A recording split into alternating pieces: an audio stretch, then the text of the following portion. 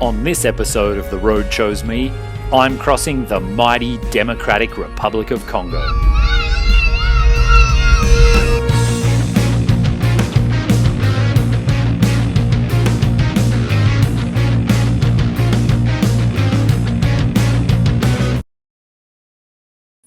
Crossing the DRC is no joke, and it's not something to be taken lightly. There are a couple of different options that I've considered, and in the end, I've chosen to take the most adventurous route I can, aiming to take a small, seldom used track. I expect the mud and water crossings to be severe, and I'm going to have to find a way to cross the Mighty Congo River. At this part, both banks are still within the DRC, so I won't be swapping countries as I cross the river. To increase the chances of success and to increase my safety, I've teamed up with another vehicle, overlanders from Germany, who are looking to do the same thing. What you're seeing here is actually the no man's land between the two Congos. We've stamped out of the Republic Congo, and now we're skirting the border on this ridge, trying to drop down into a town where we think we can get stamped into the DRC. But at this point, we really don't know. Is this even a road? On a steep, slippery section, I skirt by in the narrow Jeep, but my friends aren't so lucky.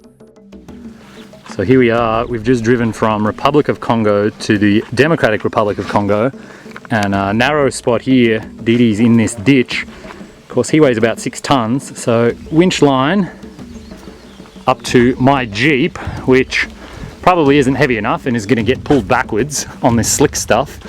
And so what I've done is I've got my own winch around this tree up here. The tree isn't huge, so I don't actually know if it's going to just pull the tree out of the ground or if the Jeep will hold the weight. We're exactly not sure what's going to happen, so this will be interesting. The little tree held, and after about an hour of winching and really careful Max-Trax placement, we managed to get the heavy sportsmobile out of the ditch without rolling it. All of this in the sweltering sun and humidity. All of us shake our heads and stand around thinking, what have we got ourselves into? We're not even in the DRC yet. Here's what it looked like when we drove into the very first village we came across. Notice how clean it is? It really strikes me. There is absolutely no trash anywhere. The wide open streets are beautiful. There's a barrier across the road, apparently immigration. Here's what it looked like getting stamped into the DRC.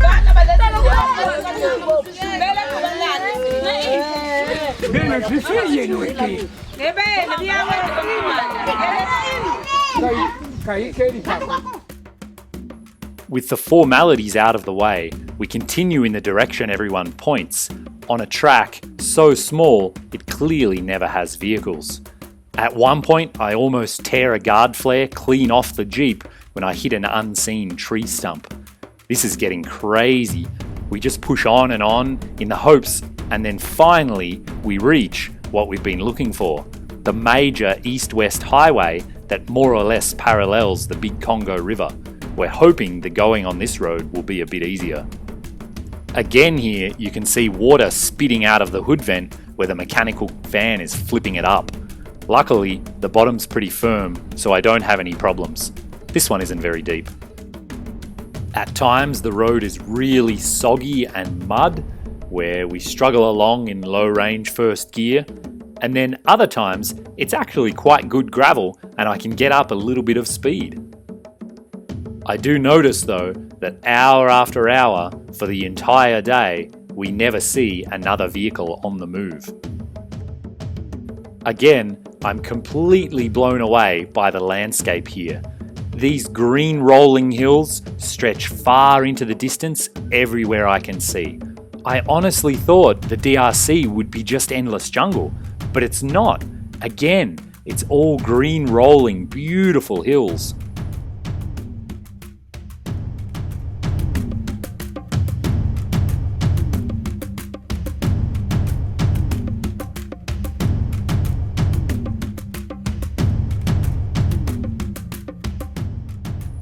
This mud pit was actually really steep, and the front diff just dragged through the mud. I got out and had a look, but it was all mud, no rock. We're good.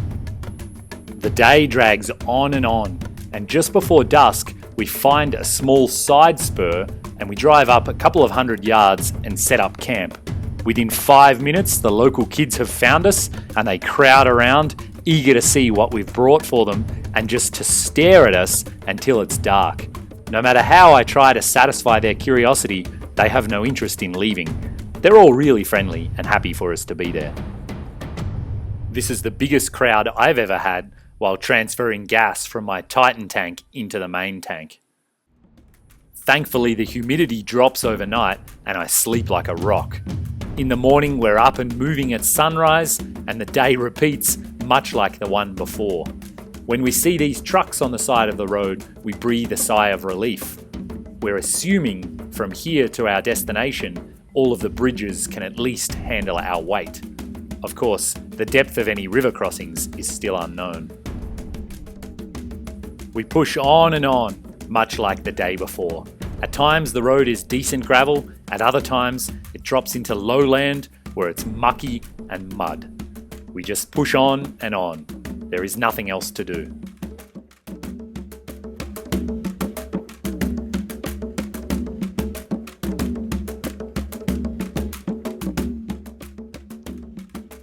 We pass through towns that are slowly growing in size. Children frantically wave at us excitedly, and even the adults stand up to wave a welcome. Happily, there's virtually no police or military presence, and what there is, I just give a thumbs up and keep moving. I'm not interested in dealing with corrupt officials in this country. As the day turns to afternoon, we watch monster thunderclouds build on the horizon. It's clear something big is coming. In one particular mud pit, we find a pickup truck hopelessly stuck to its axles, utterly blocking the road. The guys are extremely optimistic we'll help them, and with little other choice, we spool out the winch cable and get to work. When we finally have them moving again, they're so happy, I get handshakes from at least 15 different people. With evening coming on and the sky's about to open, we dart behind some buildings and call camp for the night. Just as I start eating dinner, the skies open and thunder down. First thing in the morning, I step outside and my suspicions are confirmed. We've set up camp right behind a school, and now all the kids have arrived for the day. This was my view as I climbed out of the Jeep.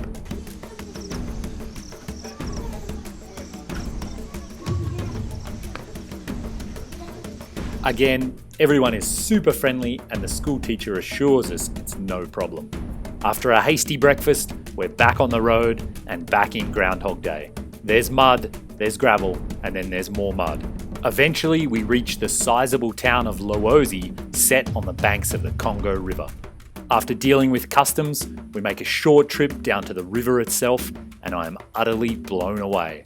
This is such a huge milestone on the expedition, I'm pinching myself. I can hardly believe I've driven to the mighty Congo River. Here is the shore of the Congo River. Our ferry just went across, we missed it, but we're told if we wait here it'll come back. Jeep ties in the water, some fishermen. The river is enormous. I really don't know how far across that is. I'm gonna say like half a mile maybe. Ferry took 20 minutes to get over there. Amazing.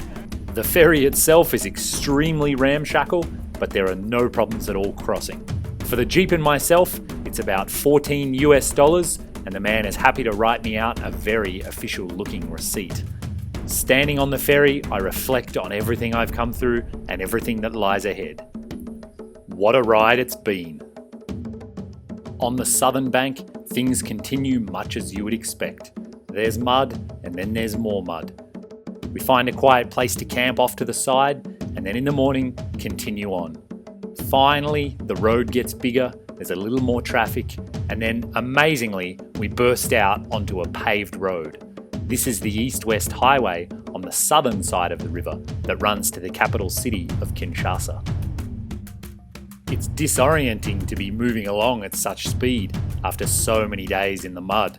And just when I think I've got a handle on things, I see a Porsche whip by me, super fast. It's got DRC plates on it. Who knew? On the highway, the distance to empty on the Jeep has actually gone up. Though just to be sure, I pull in and buy some gas at a station. It's modern and clean, and the price is perfectly reasonable. I don't see any reason not to buy some. A snap decision, we decide not to stay the night, and so push on, aiming for the border of Angola. Here we are, getting close to the border, and what a scene it is. There are tens of thousands of people moving back and forward, fully laden with things that they've bought in Angola and are now bringing back to the DRC, or vice versa. The place is packed and bustling. It occurs to me it looks exactly like Mad Max, but they definitely got one thing wrong in that movie. They didn't have nearly enough trash as what I'm seeing here in front of me. It occurs to me this is one of the places on Earth where the undeveloped world borders the developed world, and so the number of people and the amount of goods crossing is absolutely mind-blowing. The DRC has exceeded my expectations in so many different ways. Half of me wants to stick around and explore further into the remote corners, though the other half of me recognizes how dangerous that is and how happy I am that we've made it across safely. In the back of my mind, I'm already planning some kind of insane expedition to drive right through the middle of the DRC. Who knows? Maybe I'll be back.